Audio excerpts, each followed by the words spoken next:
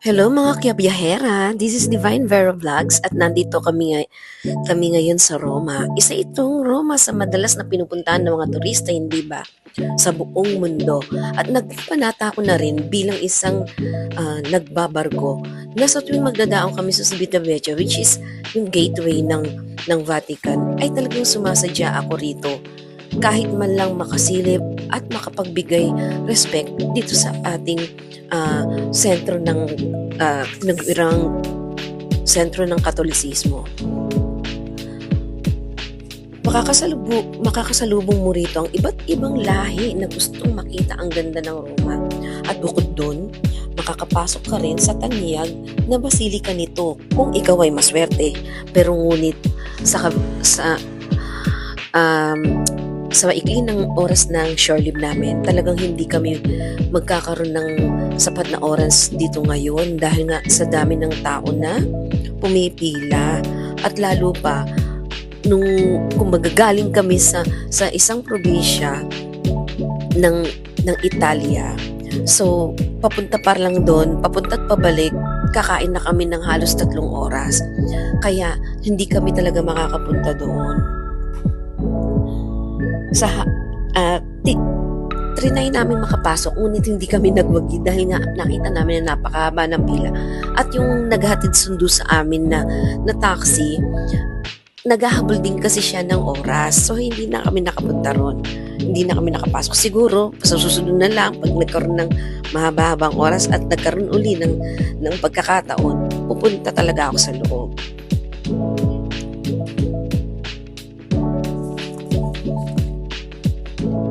Ayan, sa lugar na to ng Roma, lalo na malapit dito sa Vatican, marami kayong makikitang mga souvenir shop. Kagaya makakabili kayo ng mga sacred items, yung mga rosary, yung mga mababangong rosary, tas lalo na ngayon Jubilee. Yan, makakabili kayo ng mga rosary na Jubilee dito. Pero kagaya ng iba't ibang lugar, kahit nasa Pilipinas or kahit saan ka makapunta, just make sure na yung mga gamit ninyo ay very safe ninyong dadalhin. Dahil hindi porket nasa Vatican ka or Roma ka, ligtas ka na sa mga pickpocketers. Dito po, marami rin po niyan, kaya medyo mag-iingat kayo sa pagdadala ng inyong mga valuables. Attraction ng buong paligid ng Vatican at walang sulok ang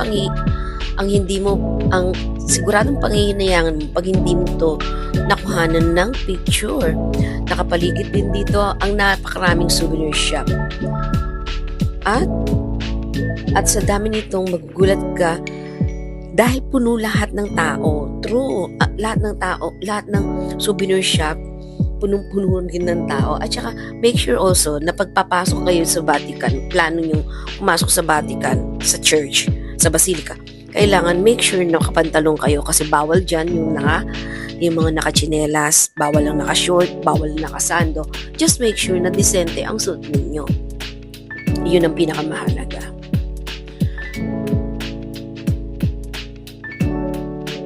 Yung mga iba nga rito, makikita mo, mga nakaano pa sila, matutuwa ka. Makikita mo yung mga nakatrahe de boda pa, ganyan sa harapan ng basilika, mga nakatrahe de boda, tapos nagpapapicture sila, siguro honeymoon nila, ganon, tapos dito nila parang dinala na lang siguro nila yung trahe de boda nila, tapos nagpapicture sila. And by the way, dito rin, malapit din dito, yan, naglalakad kami from the Vatican, dire-diretso lang. Kung yung mga nagkikrave ng Jollibee, meron ditong Jollibee Roma, mga dear. Jollibee Roma. Pero, yun nga, i-rate ko na lang ng 7 out of 10 yung Jollibee dito. I have my own vlog na tungkol dun sa review ko. Merong review dyan sa Pero, okay, may Jollibee dyan. So, pag nag-crave kayo, you can easily go there. It is opposite direction from the church, from the Basilica. Yun, sa harapan ng Basilica, yung diretsuhin nyo yung papunta rin sa gilid pala. Sa gilid. So, yung gilid niyan at the right side, nandun ang papuntang Jollibee. Yan. Napakagandang place niyan. Pero talagang sobrang crowded din talaga. Sobrang crowded. Kaya And then ito naman, papunta na kami ng Trevi Fountain. Trevi Fountain, it's one of the most famous places also. Syempre, that is where you're going to make your wishes. Marami na akong wishes din na natupad dyan. Yun nga lang, nagkamali ako sa disclaimer lang kasi minsan sa dami ng mga na-excite talaga ako. Kaya nagkamali ako nung ang ginawa ko, mali yung tapon ko ng coins dyan.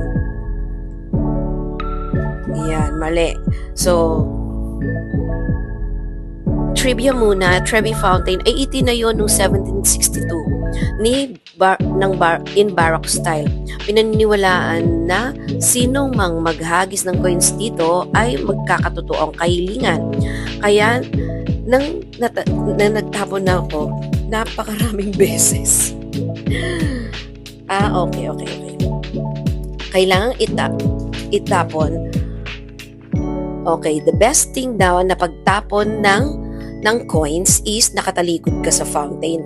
Tatapon ng coins sa kaliwang balikat gamit ang kanang kamay. Tandaan nyo guys ang pagtapon ng coins sa fountain na yan ay sa kaliwang balikat gamit ang kanang kamay. Okay? At pag natapon mo na ang coins, sure na babalik ka ng Rome. O di ba bongga?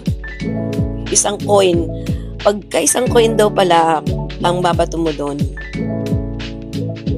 Yon, pag isang coin, babalik ka daw doon. Pag dalawang coin, babalik ka at makakakita ka ng love life.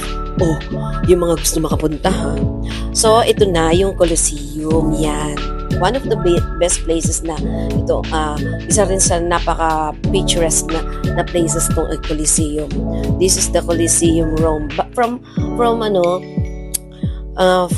the Trevi Fountain. From the Trevi Fountain naman marami ng taxi dyan eh. Basta mag-iingat lang kayo. Syempre, 'di ba? Kailangan kakausap kayo nung mas maganda siguro may mga tourist online naman eh. Yung mga ginagamit ng ibang vlogger or ibang turista or doon sa mismong agency ninyo, tatanungin nyo na lang kung anong pwede nyong pagkuhanan ng mga tours ninyo. Anyway, there's a lot of options dito sa Philippines na makakapunta kayo dito sa mga places na napaka-safe na for nagkaroon na ng maraming tour guides ganyan sa mga agencies. Meron na silang ka-affiliate ng mga tour guides on these places especially itong mga sikat na lugar na to. Anyway, this Colosseum is isang elliptical amphitheater sa gitna ng Roma. Ito ang simbolo ng Imperial Rome at kasama sa 7 wonders of the world, one of the most popular tourist attraction. Ito ay ginagamit noon para sa mga paligsahan at games ng mga gladiator. Nagtayo din dito ng chapel noong 6th century, ngunit hindi nagtagal naging sementeryo. Yung mga ibang division din nito ay naging mga workplaces, mga shops, ganyan. At nagkaroon din, kumbaga hanggang 12th century, ganyan.